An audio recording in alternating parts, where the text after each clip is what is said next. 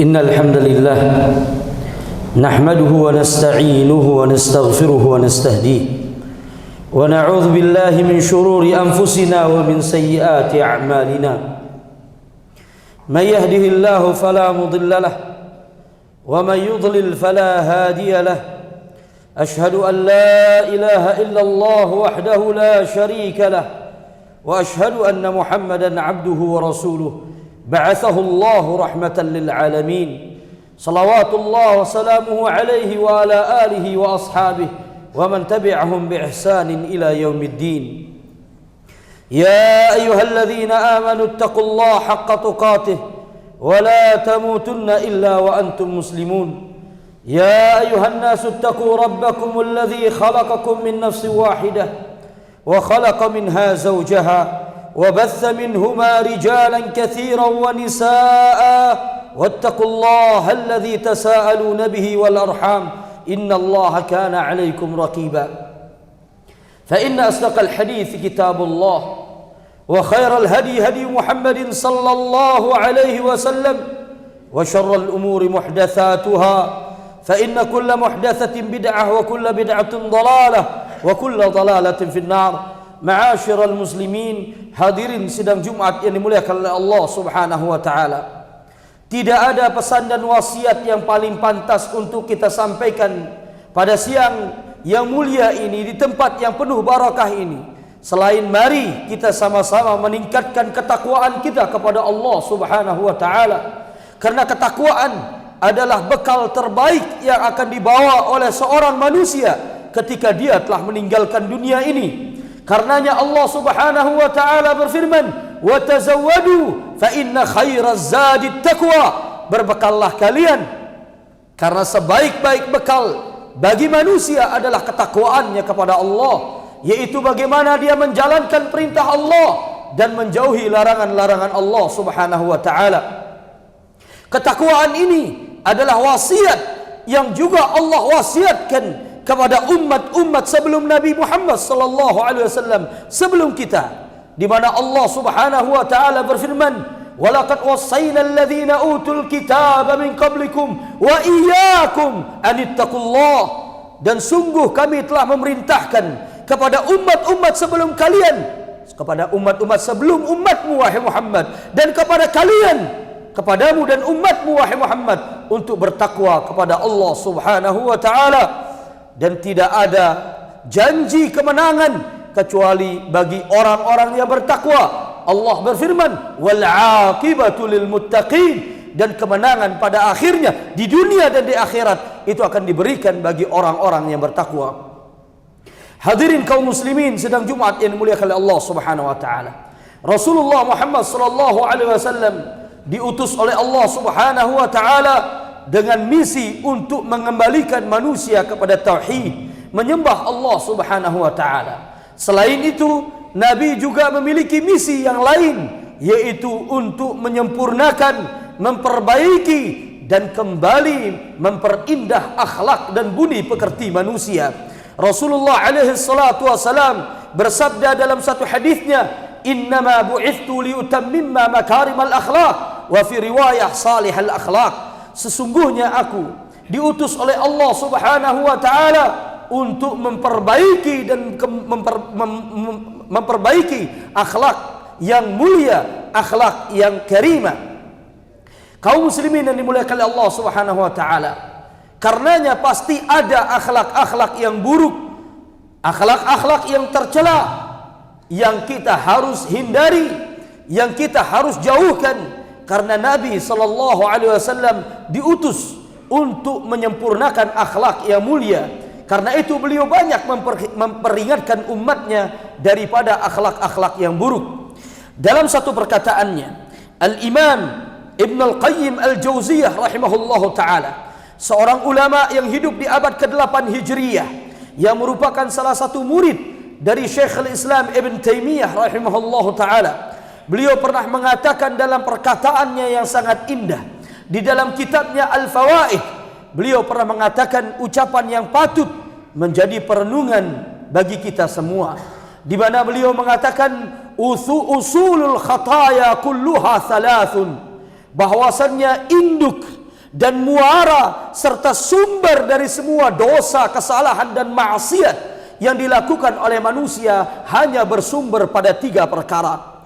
Yang pertama, al-awwal al-kibru wa huwa alladhi asara iblisa ila ma asarahu. Yang pertama adalah al-kibr, kesombongan, yang dimana kesombongan ini telah menjadikan iblis sebagaimana yang telah dia alami, menjadi makhluk ar-rajim, menjadi makhluk yang terkutuk, al-ba'idu min rahmatillah, yang jauh dari rahmat Allah, yang terkutuk dan tercela. Kenapa iblis menjadi makhluk yang terkutuk dan tercela? Karena sifat sombong yang telah dia miliki. Karenanya kaum muslimin yang dimuliakan oleh Allah Subhanahu wa taala, Rasulullah alaihi salatu wassalam suatu ketika duduk di depan para sahabatnya, ketika datang kepada beliau seorang yang berpakaian indah dengan sandal yang baru, pakaian yang baru, Rasulullah sallallahu alaihi wasallam ketika sahabat itu tiba-tiba duduk, tiba-tiba Nabi berkata di hadapan para sahabatnya, la yadkhulul jannah man kana fi qalbihi mithqala dzarratin minal kibr. Tidak akan masuk surga, kata Nabi, siapa saja di antara manusia yang memiliki sekecil apapun dari biji kesombongan di dalam hatinya. Maka sahabat yang baru duduk dengan pakaian yang baru, dengan sendal yang baru, takut dia kalau dia yang dimaksud oleh Nabi.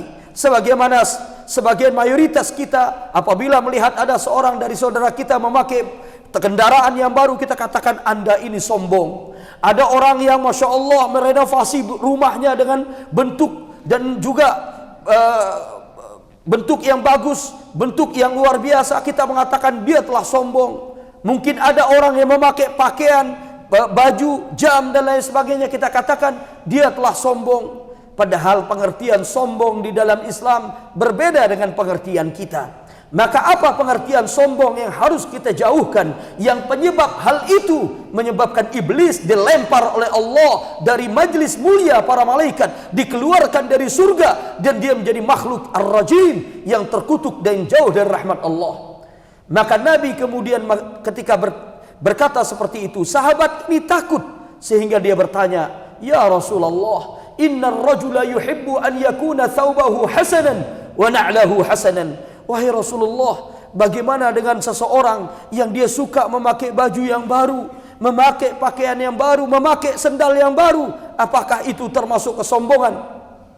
Nabi alaihi salatu wassalam dengan menggeleng beliau mengatakan, innallaha jamilun wa yuhibbul jamal. Tidak, kata Nabi, Allah itu indah dan mencintai segala sesuatu yang indah.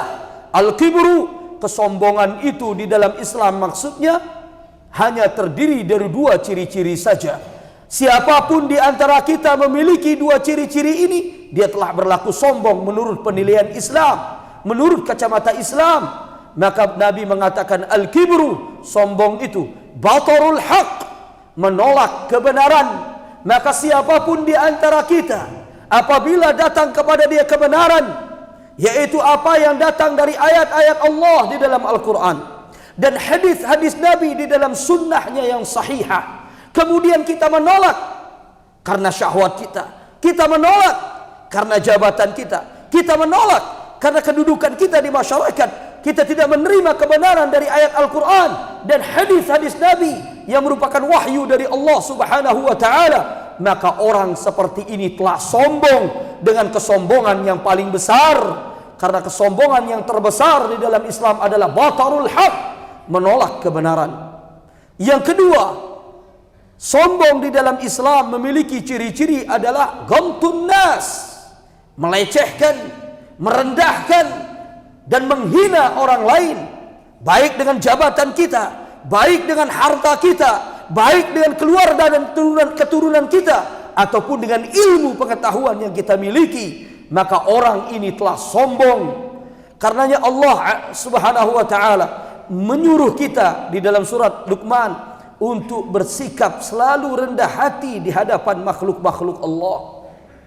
Melalui lisan seorang hamba yang saleh, Luqman al-Hakim, ketika mewasiatkan anaknya pesan-pesan yang mulia, Allah menitipkan pesan ini melalui lisan beliau agar anak Luqman tidak menjadi manusia yang sombong.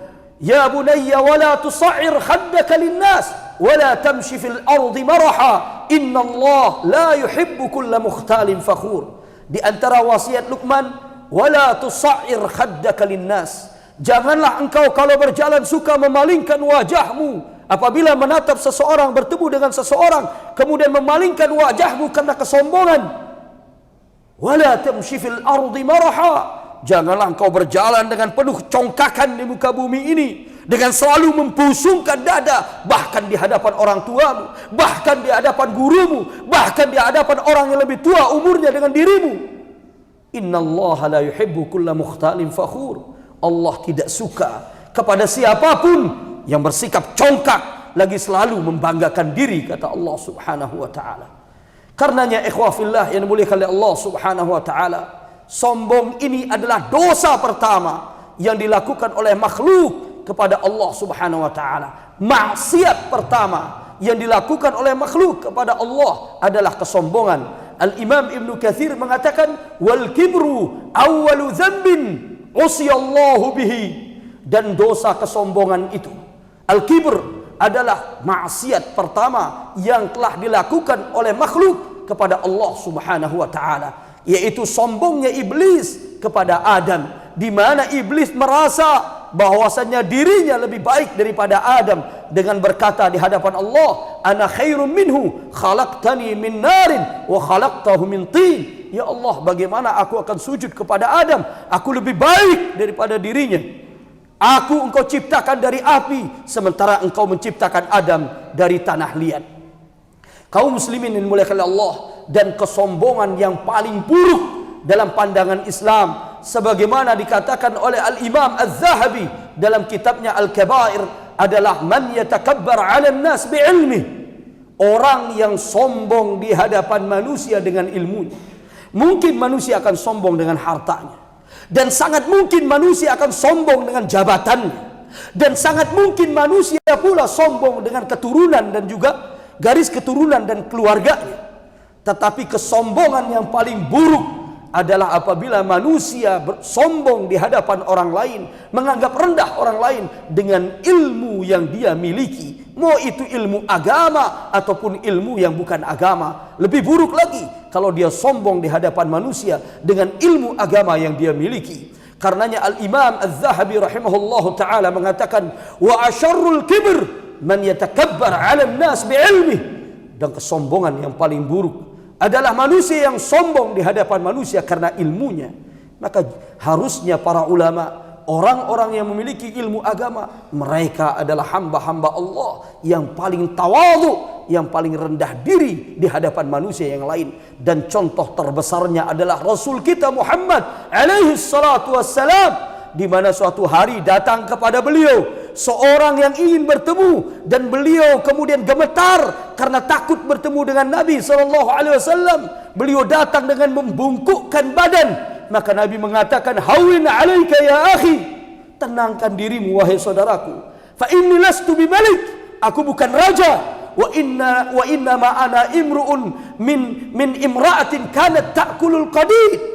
Aku itu orang biasa, kata Nabi. Aku putra dari seorang perempuan Arab yang juga dulu memakan daging dendeng, daging panggang, yang itu umum makanan orang Arab.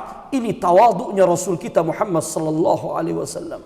Melihat orang lain seperti merendahkan diri terlalu di hadapan beliau, padahal pantas manusia siapapun merendahkan diri di hadapan Rasul, tetapi beliau tidak mau melihat orang merendahkan diri terlalu di hadapan makhluk-makhluk Allah.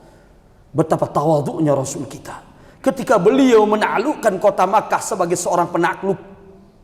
Setelah 8 tahun terusir, beliau datang dengan membungkukkan badan di atas ontanya, tidak menyisakan dendam ketika menatap wajah-wajah orang-orang Quraisy. Di antara mereka ada yang pernah meludah ke wajahnya, ada yang pernah menampar wajah, ada yang pernah menghina dan mencaci maki beliau. Beliau dengan sikap tenang dan tawadhu'nya, beliau memaafkan mereka dan berkata seperti perkataan Yusuf alaihi salatu wassalam, la tathriba alaikumul yawm idhabu fa antum tulaqa.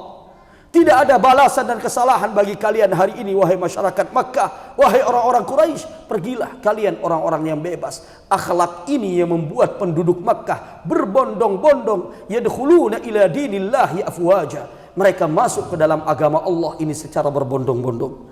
Kemudian yang kedua, ikhwafillah, jamaah yang dimuliakan oleh Allah, selain kesombongan, sumber dosa, maksiat dan kesalahan manusia dan makhluk di hadapan Allah adalah al-hirs, ambisi, di mana selalu menuruti hawa nafsu untuk meraih apapun yang diinginkan di dunia ini. Dan dikatakan oleh al-Imam Ibn al-Qayyim, wal hirs huwa alladhi akhraja Adama minal jannah. Dan sikap ambisi yang berlebihan, yang menuruti keinginan hawa nafsu dan hati tanpa mengontrolnya. Apapun yang diinginkan oleh hati kita kejar dan harus dapat. Sikap seperti inilah, kata Imam Ibnul Qayyim, yang telah mengeluarkan Adam dari surga.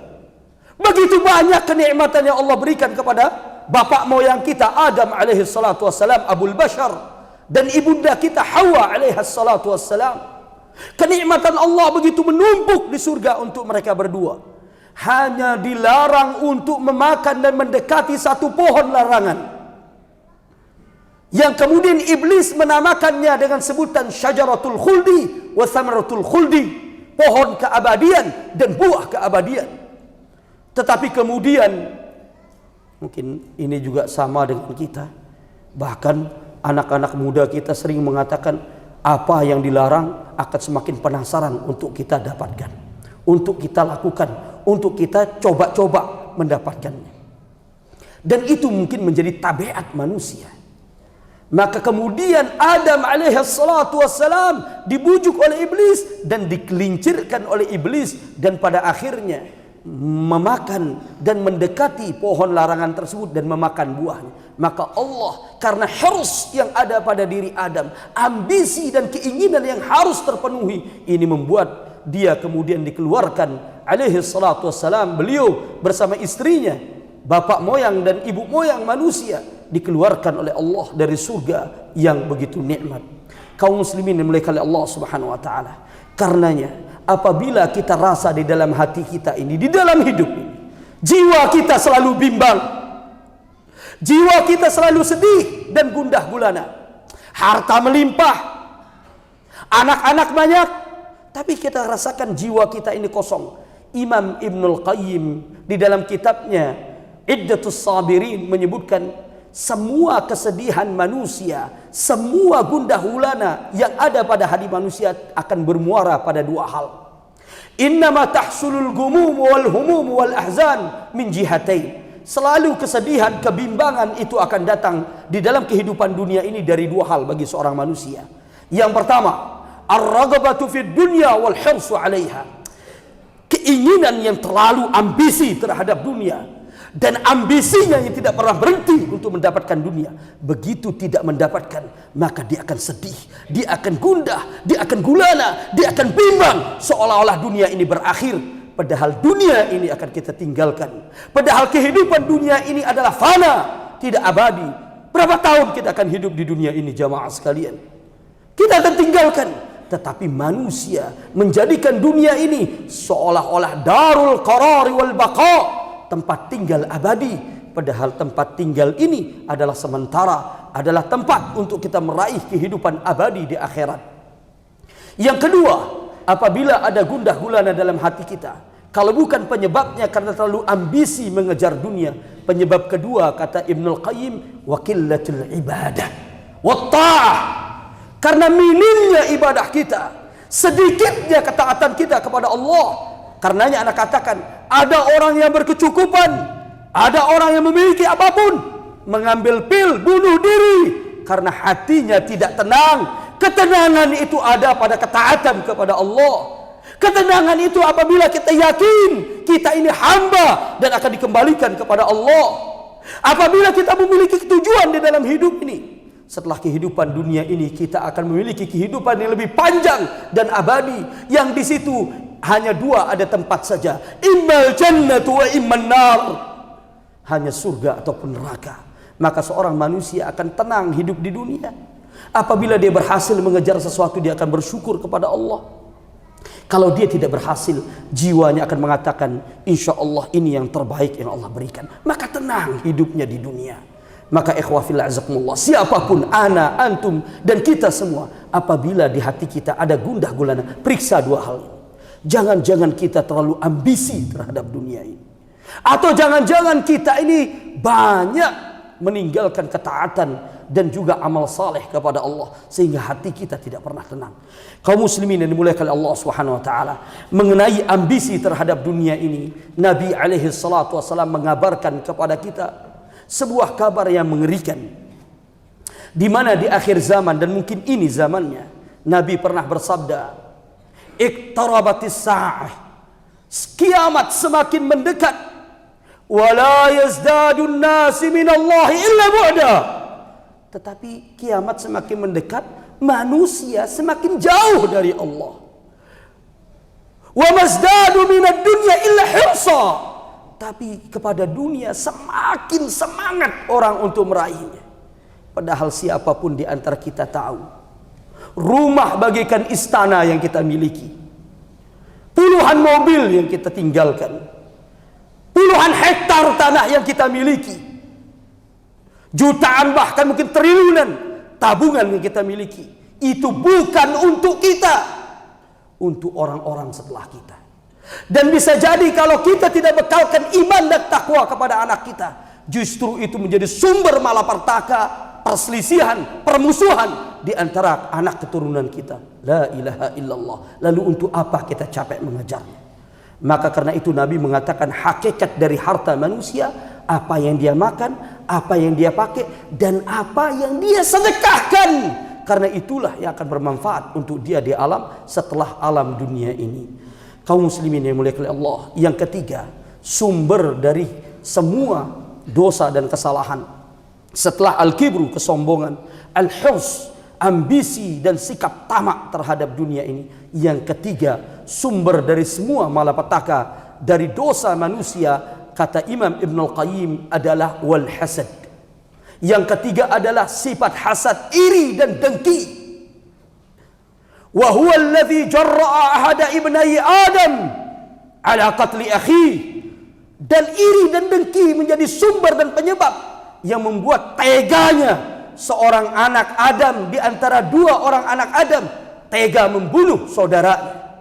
Maka apabila kaum muslimin yang dimuliakan oleh Allah Subhanahu wa taala, manusia memiliki sifat hasad yang dia pelihara dan dia kembangkan dalam dirinya, ini akan membuat dia menjadi orang yang jahat kepada manusia yang lain. Dia akan melakukan kejahatan, kezaliman, mencelakai orang lain dengan perbuatan dan perkataannya. Karenanya kaum muslimin yang dimuliakan Allah Subhanahu wa taala, hasad ini diartikan oleh para ulama secara umum dengan arti wal hasadu huwa tamanni zawalin ni'mah anil akharin, yaitu keinginan agar nikmat yang dimiliki oleh orang lain itu lenyap untuk sesaat, untuk selamanya. Maka ini hasad. Dan sifat hasad ini kaum muslimin yang dimuliakan Allah Subhanahu wa taala juga rangkaian bersama al-kibr, kesombongan, dua dosa pertama yang dilakukan oleh makhluk. Dan tidaklah iblis terusir dari surga Allah, dari majlis mulia para malaikat, menjadi makhluk yang ar-rajim, yang terkutuk dan jauh dari rahmat, kecuali karena kesombongannya dan sikap dengki dia kepada Adam alaihi salatu wassalam, bapak moyang kita. Karenanya kaum muslimin yang mulia oleh Allah, sifat hasad ini sifat yang sangat berbahaya. Tetapi sayangnya tidak ada manusia satupun, siapapun dia, kecuali Rasul kita yang telah maksum, dijaga oleh Allah dari kesalahan, kecuali memiliki penyakit hasad dalam dirinya. Karenanya Syekhul Islam Ibn Taimiyah rahimahullahu taala, beliau berkata dalam perkataan indah, beliau mengatakan, ma khala jasadun minal hasad. Tidak ada satu badan dan satu fisik manusia pun, satu orang manusia pun yang selamat dari penyakit dengki, penyakit hasad ini. Tetapi bagaimana sikap kita sebagai seorang muslim? Beliau menjelaskan, wal karim walakinnal karim yubdi wal laim walakinnal karim yukhfi wal laim yubdi. Tapi orang-orang yang mulia, yang baik, yang beriman kepada Allah, dia berusaha menyembunyikan hasad dalam dirinya, tidak dia tampakkan, baik dengan ucapan, baik dengan perkataan, baik dengan tindakan. Ketika ada iri, dia berusaha matikan dalam hatinya. Ini sifat orang yang beriman. Saya, antum, selama kita manusia pasti punya sifat hasad. Kenapa kita punya sifat hasad? Karena pada hakikatnya manusia punya sifat dasar, tidak mau dikalahkan dan tidak mau orang lain unggul dari dirinya. Selama sifat ini ada pada kita dan itu tabiat manusia, maka hasad pasti ada pada kita. Tetapi orang yang mulia, dia berusaha untuk menyembunyikannya, melawannya di dalam hati dan mematikannya. Tetapi orang yang bejat dan orang yang berdosa, kata Imam Syekhul Islam Ibn Taimiyah, maka dia akan menampakkan dengkinya dengan perbuatan atau perkataan. Kaum muslimin yang dimuliakan Allah Subhanahu wa taala. Suatu hari Al-Imam Hasan Al-Basri, imamnya para tabi'in, ditanya oleh muridnya, "Ya Imam, akana lil mu'min an yahsud?" Orang mukmin, orang Islam itu hasad, punya sifat hasad apa tidak, wahai Imam Hasan Al-Basri? Hasan Al-Basri sambil tersenyum dan menggelengkan kepala, beliau mengatakan, "Ama ansaka, ama yunsika ikhwati Yusuf?" Engkau lupa kepada saudara-saudaranya Nabi Yusuf, 10 orang Bani Israel, Robin, Yahuda, Levi, Esir, dan yang lain dari putra-putra Nabi Yakub, saudara-saudara kandung dari Nabi Yusuf alaihi salatu wassalam. Kenapa mereka ingin membunuh Yusuf? Dan pada akhirnya karena nasihat kakak tertuanya dan paling sulung Robin, "La taqtulu Yusuf wa alquhu fi ghayabatil jub yaltaqithu ba'dhu as-sayyarah in kuntum fa'ilin." Udah, jangan bunuh Yusuf, itu saudara kita. Kalau kalian ingin melakukan untuk menjauhkan kasih sayang ayah kita Yakub dari dirinya, sudah lemparkan dia ke dalam sumur. Mudah-mudahan dia diambil oleh kafilah-kafilah dagang dan dia dibawa ke tempat manapun. Dengan begitu kita bisa memalingkan kasih sayang ayah kita kepada kita. Penyebab dari itu semua adalah dengki. Hal yang membuat Nabi Yusuf 30 tahun berpisah dari ayah tercinta. 30 tahun berpisah dari ibundanya Rahel. Setelah 30 tahun baru beliau bertemu dengan mereka semua. Kenapa ini terjadi? Karena dengki dan hasad. Berarti kalau anaknya Nabi saja hasad dan mereka beriman kepada Allah, bagaimana dengan kita kaum muslimin? Maka karena itu Nabi mengajarkan kepada kita dan mewanti-wanti kepada kita. Beliau mengatakan, "Iyyakum wal hasad, fa innal hasad ta'kulul hasanat kama ta'kulun narul hatab." Hati-hati kalian punya sikap dengki, iri kepada manusia. Setiap melihat kenikmatan orang kita sakit. Ketika melihat kenikmatan orang kita merasa ingin menghancurkannya. Ini penyakit yang sangat luar biasa dari penyakit hati. Ini manusia seperti ini tidak bisa untuk hidup tenang, selamat, tentram, damai hati. Karena itu berusahalah kita kaum muslimin untuk mencopot, melawan dan menghilangkan penyakit hasad, walaupun itu pasti ada pada diri kita. Karena itu tidak akan membuat kita bahagia. Aqulu qouli hadza wa astaghfirullah li wa lakum wa lisairil muslimin min kulli dhanb fastaghfiruh innahu huwal ghafurur rahim.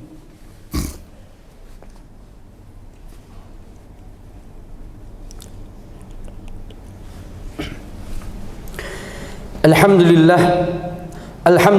ala ihsani wa syukru lahu ala taufiqihi wa amtinani. Ashhadu an la ilaha illallah ta'ziman li sya'ni wa ashhadu anna Muhammadan abduhu wa rasuluhu da'i ila ridwani. Salawatu rabbi wa salamuhu alaihi wa ala alihi wa ashabihi wa man tabi'ahum bi ihsanin ila yaumiddin. Ma'asyiral muslimin, inna Allah amarakum bi amrin بدأ فيه بنفسه وثنى بملائكة المسبحة بقدسه وثلث بنا وبكم أيها المؤمنون فقال عز من قائل إن الله وملائكته يصلون على النبي يا أيها الذين آمنوا صلوا عليه وسلموا تسليما اللهم صل على محمد وعلى آل محمد كما صليت على إبراهيم وعلى آل إبراهيم في العالمين إنك حميد مجيد وبارك على محمد وعلى آل محمد كما باركت على إبراهيم وعلى آل إبراهيم في العالمين إنك حميد مجيد. اللهم اغفر المسلمين والمسلمات والمؤمنين والمؤمنات الأحياء منهم والأموات إنك سميع قريب مجيب الدعوات ويا قاضي الحاجات. ربنا ظلمنا أنفسنا وإن لم تغفر لنا وترحمنا لنكونن من الخاسرين. ربنا أرنا الحق حقا وارزقنا اتباعه وأرنا الباطل باطلا وارزقنا اجتنابه. اللهم انصر إخواننا المسلمين في فلسطين. اللهم انصر إخواننا المسلمين في فلسطين. اللهم انصر إخواننا المسلمين في فلسطين. ربنا ظلمنا أنفسنا وإن لم تغفر لنا وترحمنا لنكونن من الخاسرين. عباد الله، إن الله يأمركم بالعدل والإحسان وإيتاء ذي القربى وينهى عن الفحشاء والمنكر والبغي يعظكم لعلكم تذكرون. فاذكروا الله العظيم والجليل يذكركم واشكروه على نعمه يزدكم ولذكر الله أكبر وأقيموا الصلاة.